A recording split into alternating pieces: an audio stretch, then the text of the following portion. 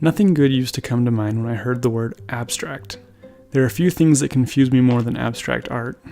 I'm also pretty sure an abstract was something I had to write at least a few times in college.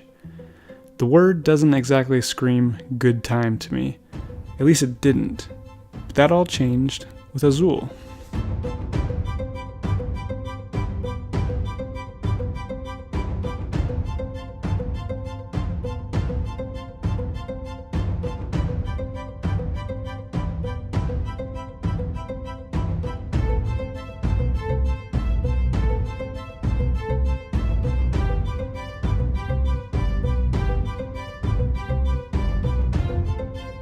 Most abstract strategy games put zero effort into providing a theme. Azul at least tries. Players represent Portuguese artisans tiling a royal palace. These tiles themselves are hefty. So hefty, I've actually been tempted to redo my own bathroom with them once or twice. Even though you may not feel like an actual Portuguese artisan by the end of the game, you definitely feel like you've spent time creating something worthwhile.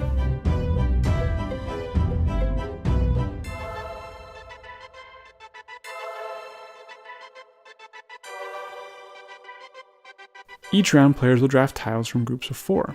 When selecting tiles, players must take all of the same color, returning any others to the center of the table. The tiles selected must all be slotted into the same row on their player board.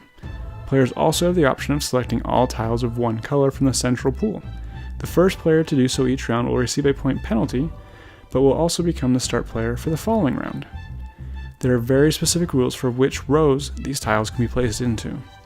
Any extra or unusable tiles taken will count as negative points.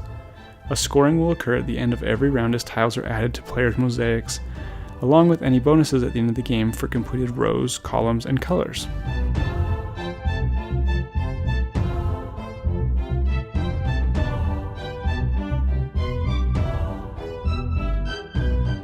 The game is just plain brilliant. The game begins slow and extremely forgiving. But don't get too comfortable. Before long, tile placement will become extremely limited, and you will find yourself praying under your breath that the player before you doesn't take the set of 3 tiles that you need to be able to complete your bottom row.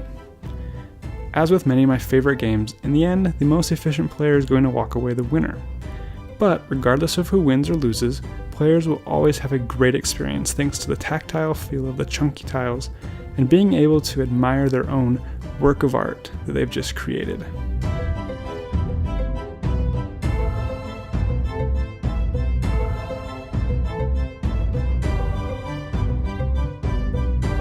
I'll be the first to admit that abstract strategy games aren't for everyone. But if you want to try one, this one will always be my first recommendation. If your idea of a good time includes loud laughter and lots of table talk, then I suggest you look elsewhere, because all you'll find here is a silent but beautiful battle of wits.